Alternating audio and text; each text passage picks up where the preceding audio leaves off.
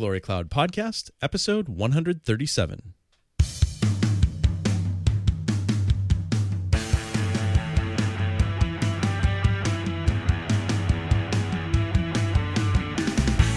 Well, stay tuned for some more God, Heaven, and Har Magedon this week.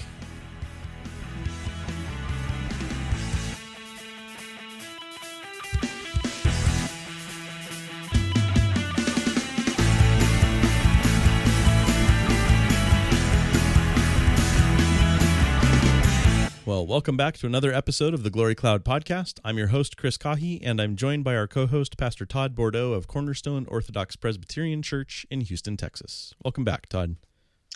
Thanks. I'm excited for tonight. We got some actual new material. You mean it's not Kingdom Prologue 2.0? No, well, some of it is actually, but some of it is new, so I'm excited about that. Nothing wrong with Kingdom Prologue, but Todd and I have had a few episodes here where we're like, okay, feels like we're just repeating ourselves. But yeah, I'm looking forward to what we have to talk about in this episode. So I'll just briefly run through our regular housekeeping, reminding our listeners that we do have our show notes page over at meredithkline.com/podcast. There you can find all of the resources that we mentioned during the course of an episode. And we sure would appreciate it if you would give us a 5-star rating on Apple Podcasts, and to subscribe to the podcast using whatever technology you use to listen to it. Both of those things really help to boost our visibility to other people who are looking for good theological content in their podcasts. And I'll just say a quick thank you to everyone who has already given us a 5-star rating on iTunes. We're just way out ahead of the pack in terms of the genre of our podcast. Finally, if you have the means to pitch in a bit of money to help us cover the monthly cost of hosting the audio files, we do have our show notes page over at meredithkline.com/podcast on the right-hand side of the page, and any amount that you can give is very much appreciated and really is encouraging. So, Todd, how would you like to kick it off this week? We are on page 113 of the book for those following along. And if you remember last week, and actually the last few weeks, we've been looking at the interim period between the time Abraham receives the promise that the promised land would be his or his descendants, and the time his descendants actually receive the promise, which Kline calls the interim period of waiting.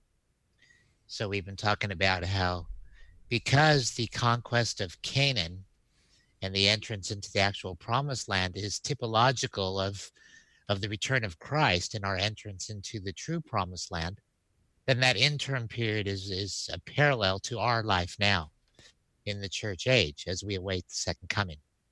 So Kline has been connecting the dots between those days and our days in the new covenant. And now in page 113, we move on to the actual advent of the end of the interim period, the advent of the coming of the Lord to bring Israel out of Egypt and into the promised land. And so we have a divine judgment going to end this period of waiting. Remember, it was promised way back. God said to Abraham in Genesis 15 that after the 400 years, his people would be returned. God would judge the Egyptians, those enslaving the people of God, and then they would receive the promises of the land. So now it's time for judgment. It's a parousia. It's a coming of the Lord in a sense. And so Kline starts that in this typological kingdom, as Christ in a sense comes down, the angel of the Lord comes in outward glory. And remember how we noted that up until this time, when the angel of the Lord would appear to the patriarchs, he would appear without outward glory. It wasn't the shining of the Lord in any sense. The appear as a simple man in a humble form, usually only to one person at a time. He appeared to Abraham, for example. But now, with the advent of the kingdom about to arrive, we have the Lord now appearing in outward glory. And of course, it was the angel of the Lord that appeared in the burning bush.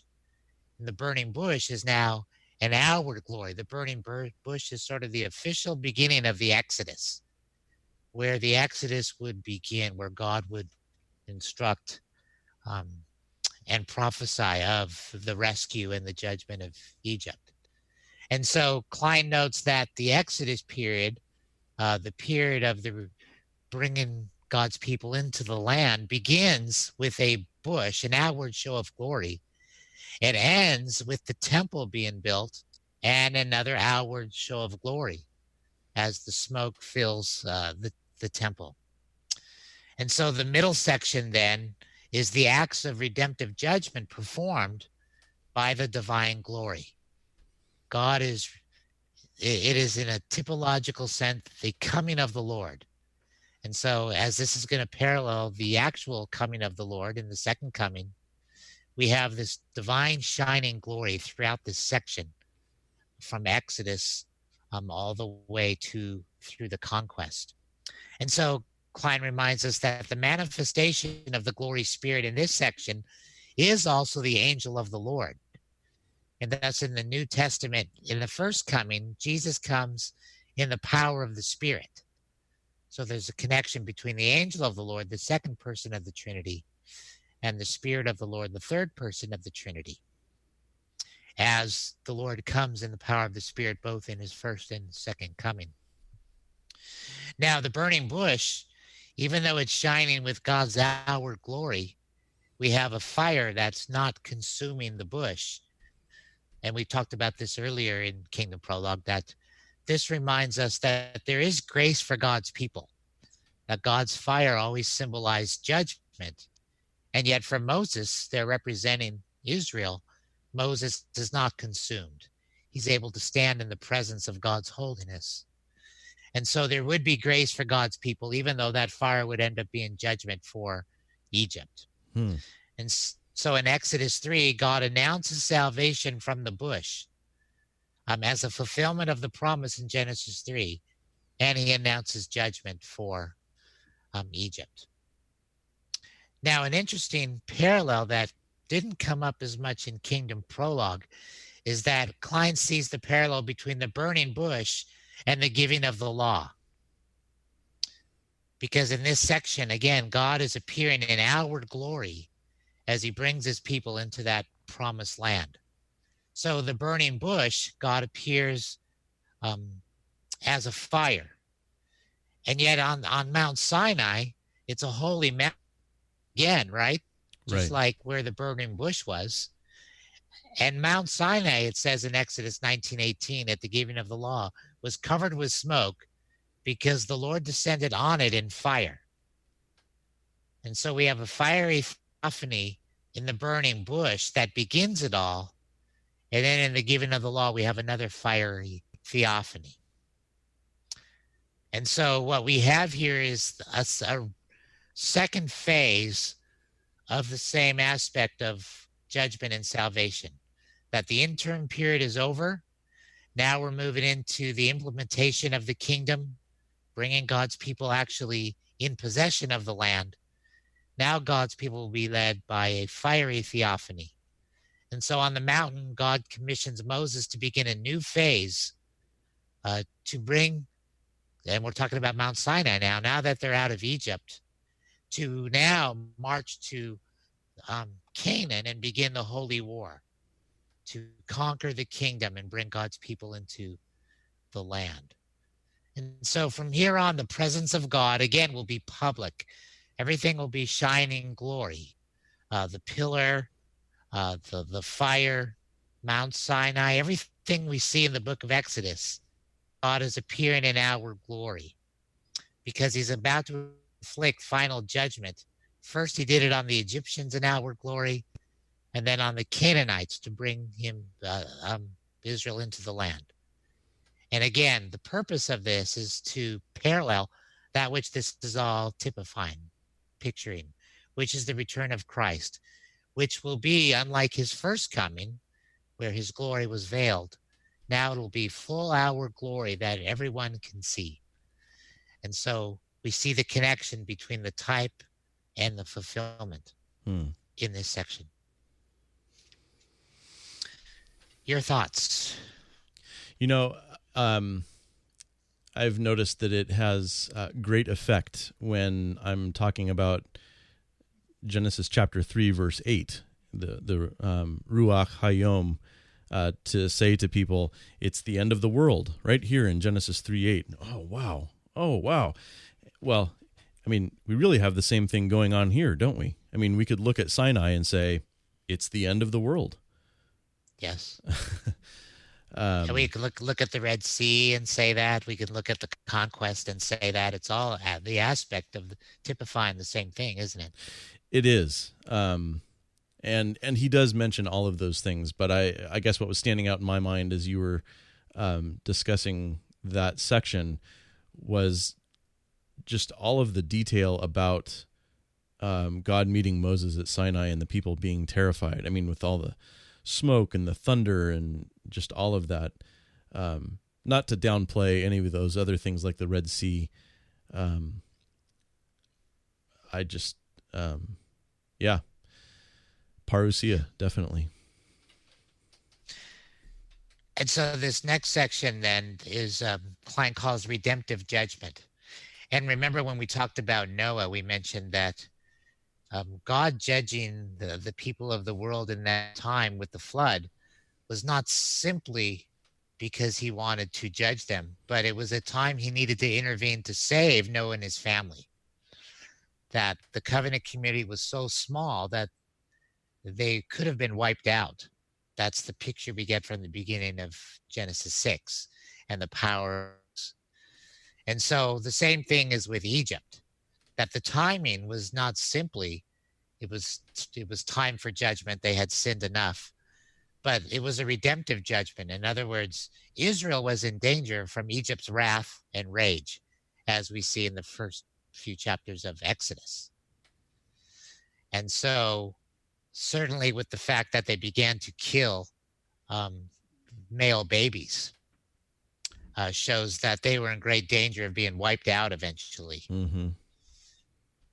And so we see there must be then a saving of Israel, of taking them away from Egypt, a physical separation, which is exactly what will happen with the return of Christ. There will be then a physical separation. And Kline reminds us that the 10th plague on Egypt, the death of the firstborn, the Israelites were shielded by a divine presence over the doorposts. And guess what he connects that to? Genesis 1, the Spirit hovering over the first creation. Right. Sort of shielding and protecting that first kingdom. And so we have a redemptive judgment, not only to judge, but to rescue. And as with the Red Sea, judgments are trials by ordeal. In other words, in the Red Sea, as with Noah's Ark, everybody's somehow involved in water. And the question is, who comes out of it? Those are the ones that are truly God's redeemed. And those people are vindicated by escaping. And so Noah goes into the boat on the water. God's people walk through the Red Sea, but the water overcomes the Egyptians. And so this was an ancient trial by ordeal. Both go into some sort of suffering, and the one who comes out is the one vindicated to be the hero, the true one. And so Kline notes, in those days, trials by ordeals, the vindicated party who won took over the property of the adversary's family or the adversary's estate. And we see that exactly, that Israel plunders the Egyptians and takes their possessions. So Israel is vindicated as God's people that he promised to rescue back in Genesis 15, 430 years before. And so, again, Noah, the ark, and the Exodus were water trials, and there was judgment. And Kline reminds us that that's how baptism is pictured in the New Testament. And often people think first and foremost of baptism is the water of us being cleansed. But in the New Testament, both Noah and the Red Sea at different places are called baptisms. 1 Corinthians 10, the Exodus, and then Noah, of course, in 1 Peter. And so baptism is first and foremost seeing that we deserve judgment. We deserve the Red Sea. We deserve what happened to those in Noah's day. But that God would provide someone to suffer judgment for us so we could make it through on dry land. That's what baptism pictures, first and foremost. And so not baptized into Christ, Kline calls it, those who don't find refuge in the true ark, which is Christ, they will suffer their own baptism in a negative sense. Remember, Jesus said, looking at his suffering, I have a baptism to undergo. And so he called the cross, suffering for sin, a baptism. Yeah. And so Kline says, either you suffer your own baptism, you go through the water trial and you will be submerged, or somebody does it for you and you find refuge in the ark, which is Christ. Any thoughts before I go on from there? I just love this. This is one of my favorite insights of Kline's, this distinction between redemptive judgment and penal judgment, because it means that we don't have anything to fear from God's judgment because we've already gone through it in Christ. Christ bore it on the cross, and since we belong to him, our judgment belonged to him. I mean, how many of these pictures has God given us in redemptive history? I mean, the Red Sea, the flood,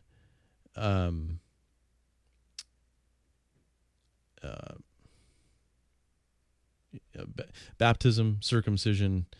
But yeah, it really does strengthen my assurance anyway. Hope it does for our listeners as well. Amen. And when we think of baptism, so often it's presented as baptism is me saying, this is what happened to me. I was cleansed. But when we see the biblical picture, it's this is what happened to Christ, and I believe it. Right. And it's so much more glorious than an experience I had. Instead, it's a profession that Christ took the baptismal waters for me. I'll just say that I can recognize the voice of experience in what you're saying there. We both grew up in situations that would have talked that way about baptism. Yeah. Sorry, I didn't mean to cut you off. Well, I didn't grow up a Christian, but I did. In my new Christian days, that was it. It was all about my testimony. Right. So as we move to the end of this section, Kline goes on to remind us that since we're in the time of the parousia, the typological coming of the Lord to bring his people into the kingdom, even at the Red Sea, the Lord of glory is everywhere. He's seen. There's pillars. He's the Lord of Har Magedon. He is the one that has come to redeem his people, and everyone sees it. And in the new covenant, just like at the Red Sea, we had water and we have the Spirit. The Spirit is there in the cloud, in the pillar of fire. And in the new covenant, John says, I baptize with water, but Jesus baptizes with fire. And again, connecting the Red Sea as a baptismal event. And so there are blessings for the elect.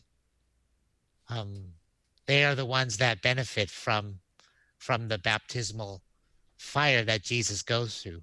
But to the non-elect, they experience their own fire. There are curses. And so that's what God is bringing with water and fire. Blessing, curses according to his promise.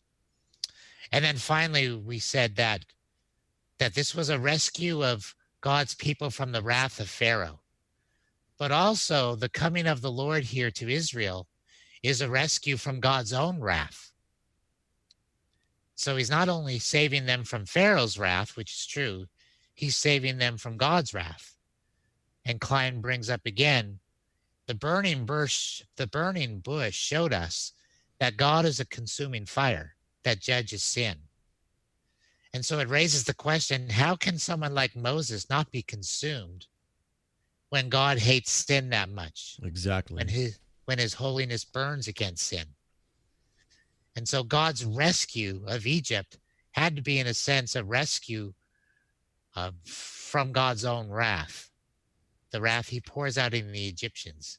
And that is seen, Kline says, in the Paschal Lamb, that the Passover lamb is an offering to God. It's a sacrifice to God.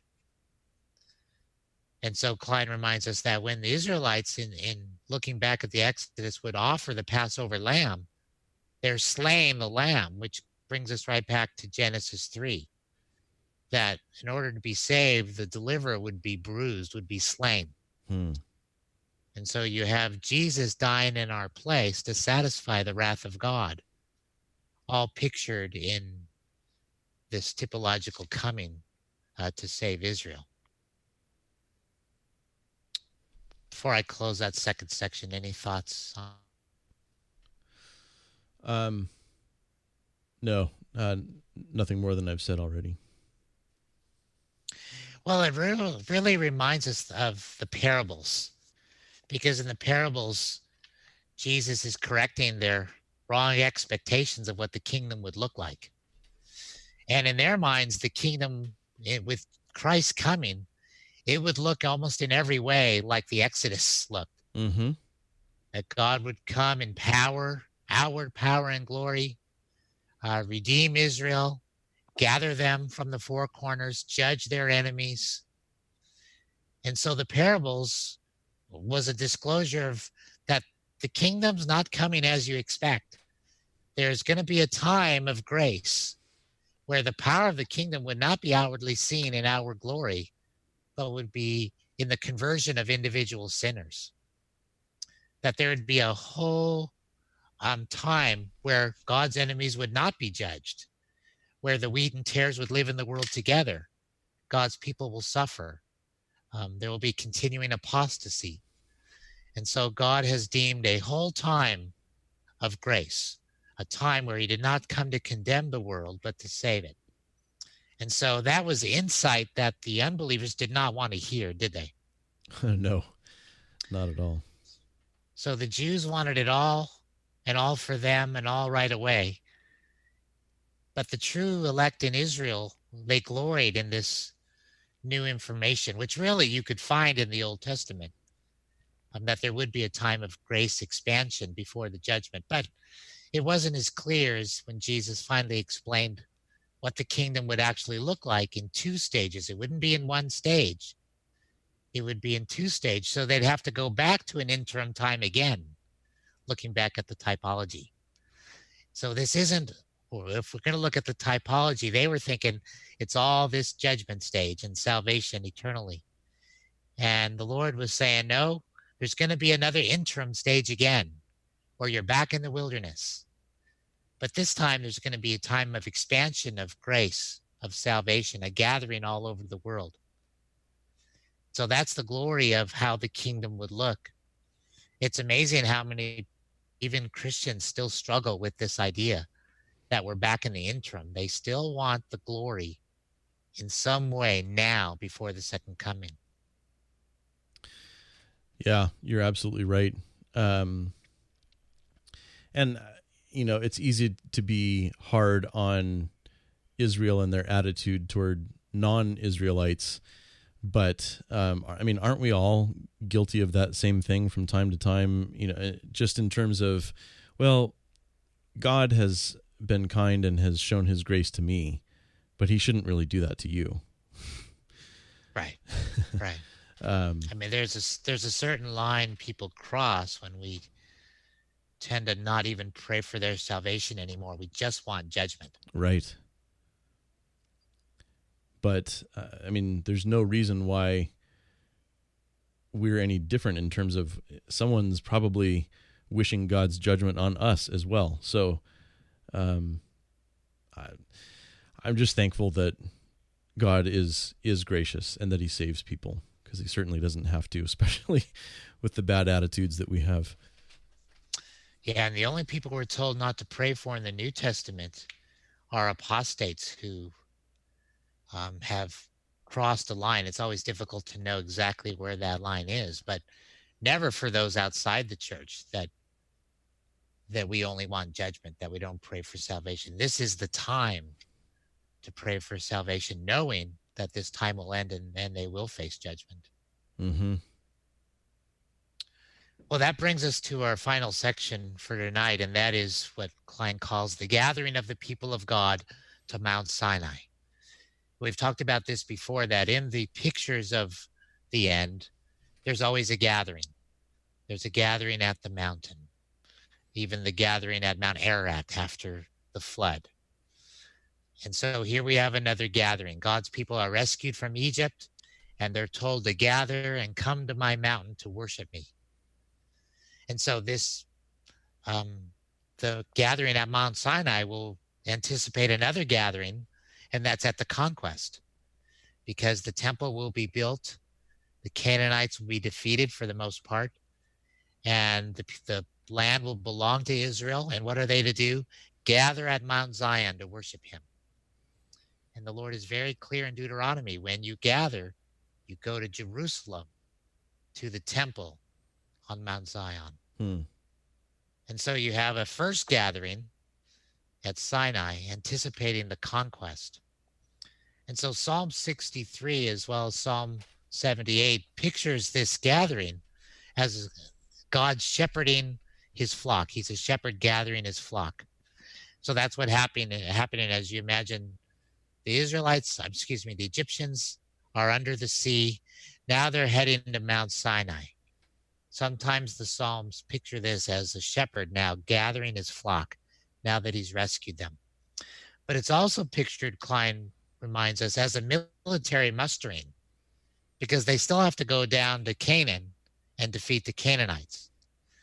And so it's interesting in Exodus that they're organized in divisions like an army on their way to Mount Sinai to receive the law. And then even the way it states in Exodus 13:18. So God led the people around by the desert road toward the Red Sea. The Israelites went up out of Egypt ready for battle. So they're already leaving Egypt sort of as an army. They won't fight the Egyptians, but looking ahead. And then from Sinai to Canaan, they raise standards. They signal their advance with the blowing of trumpets. And so Kline says the gathering at Sinai is really an employment of troops.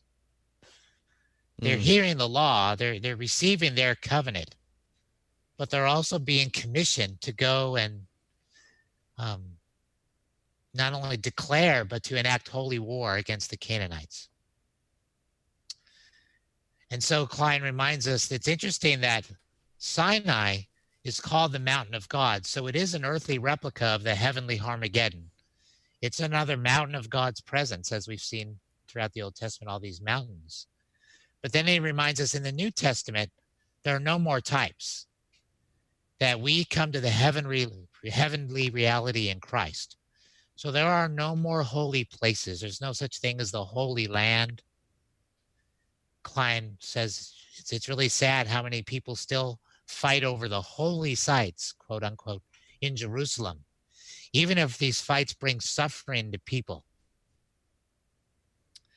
And I'm reminded, we're still tempted to think that way, even as we argue about crosses on our church buildings. There's still something holy about the church building. So we still have a tendency to bring back types into the new covenant. Yeah. Yep. And that's really a danger in the higher church movement when we start structuring our architecture in such a way that we think it enhances worship as people feel more in the presence of God than, let's say, the poor people in China who can only meet in a downstairs basement somewhere, or people in Africa who meet outside under a tree. Right. That the place cannot be more or less holy. We're already, by faith, in the presence of God in heaven. All the typology is done. But it is interesting that after they leave Sinai, throughout Exodus, Sinai is still called the Holy Mountain. So it still retains a typological character.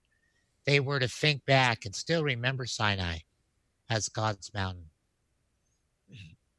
And Sinai was a gathering, was a wilderness experience. When they gathered there, another name for Sinai is Horeb, which means desolation. So in Deuteronomy 32:10, it says, in a desert land he found him, in a barren and howling waste. He shielded him and cared for him. So what a great picture that after Egypt is defeated, they're back in the desert, and they're depicted as wandering in the desert, needing someone to come and guide them and provide for them. Isn't that a great picture? It is. Again, just showing what a loving Heavenly Father God is, caring for them and leading for them in that situation. So that whole section in Exodus where the Red Sea is over, but they have to make their way, and it's not too long of a section, but it's depicted as God, as you said, shepherding his people, bringing them to his mountain. Kline writes, they needed to be rescued out of their meek existence and brought to a land of milk and honey. And so they had to stop at Sinai to get their charter for how to live in that land.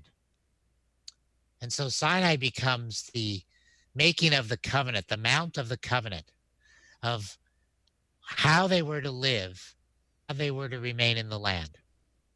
And so Hosea, Kline reminds us that Sinai was like an exchanging of vows. It was a marriage where God married Israel, and Israel responded, each reciting vows, in a sense, exchanging vows.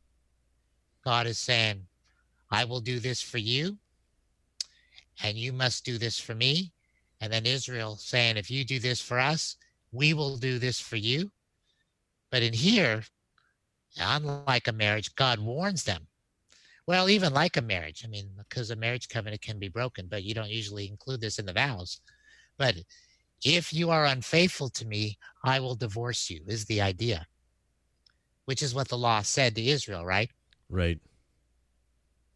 And so in Jeremiah, when the Lord remembers what happened at Sinai, it's described as a marriage ceremony. Israel at that time, Jeremiah says, was devoted to her husband.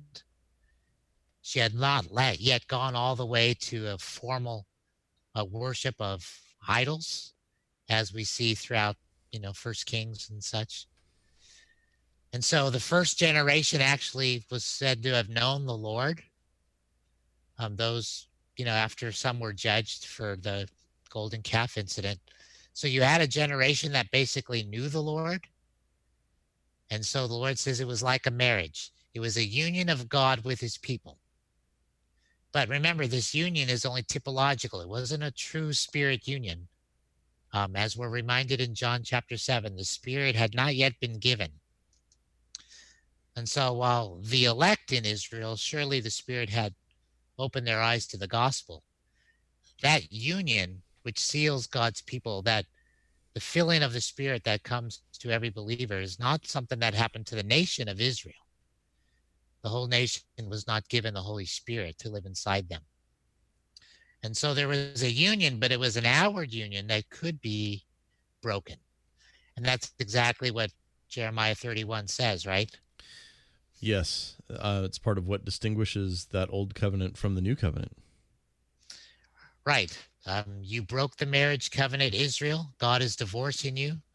But a covenant is coming, not like that covenant, where God would write on their hearts, his Spirit would enter them, and there would be a permanent union that cannot be broken, which distinguishes, as you said, the new covenant from the old covenant between God and the nation.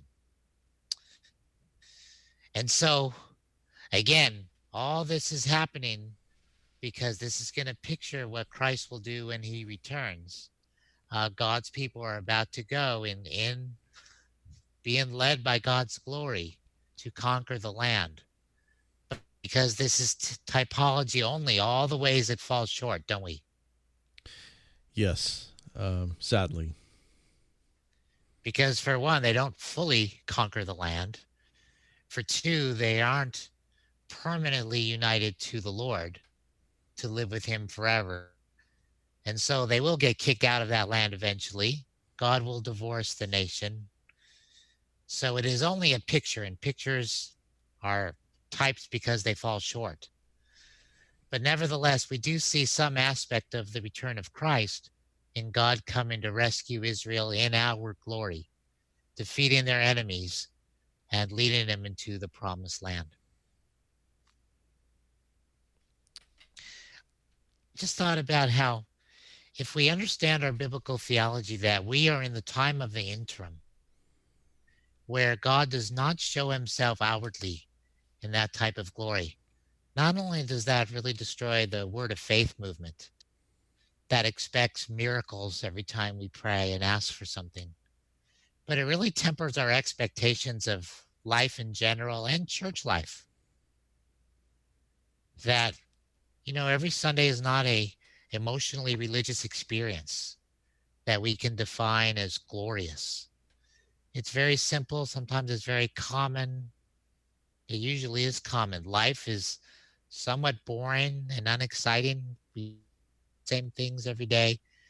We don't see the outward glory of the church. We don't know ultimately who is growing in the Lord and how. And it's very much like the intern of wandering in the wilderness. And it reminds us to simply temper our expectations that God is working because he promised to.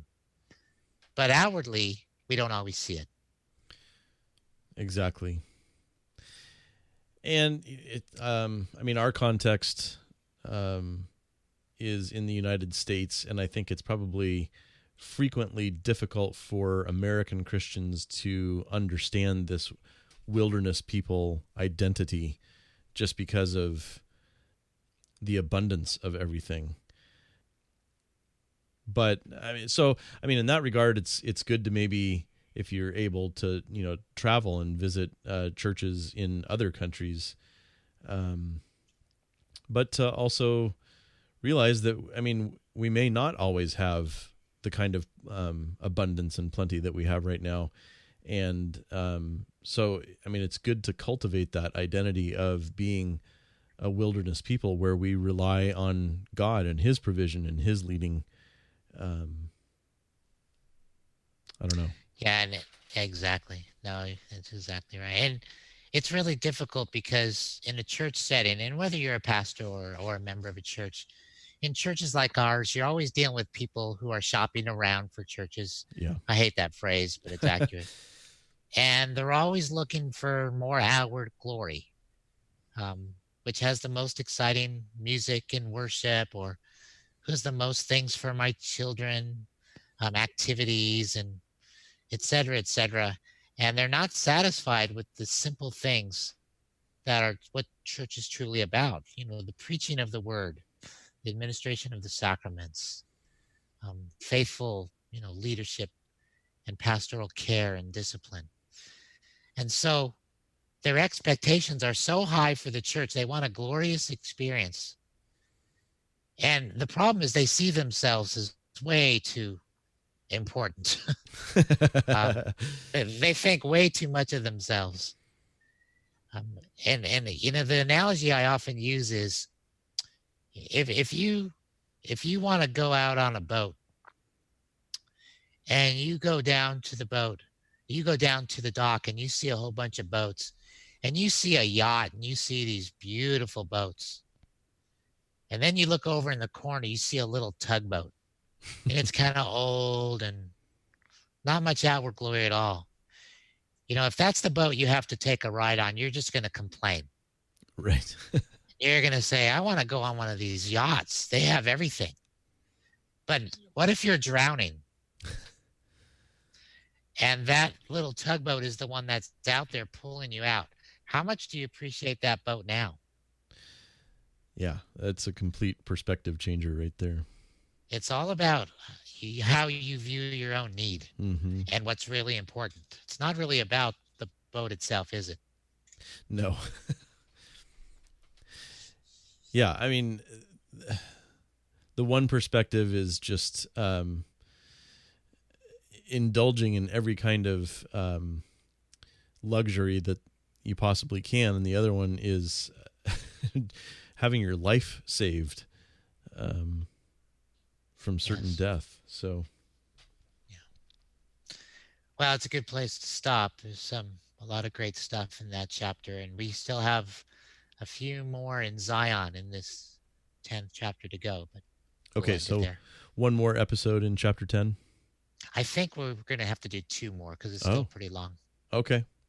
This has been a long chapter, but it's been good. I'm not complaining at all. This has been good material. Well, thanks for organizing that discussion, Todd. Yes, sir. All right. We would love to hear what you think, so please do email us at glorycloudpodcast@gmail.com. You can tweet at us. I am at MachenGuy. Todd is at tbordeaux. The podcast itself is at glorycloudpod. I am on Instagram also as at MachenGuy. And you can also join the discussion over at the Meredith Kline Facebook group. Just let the admins know that you listen to the podcast and they can get you added. And Todd and I will be back again to talk to you next week.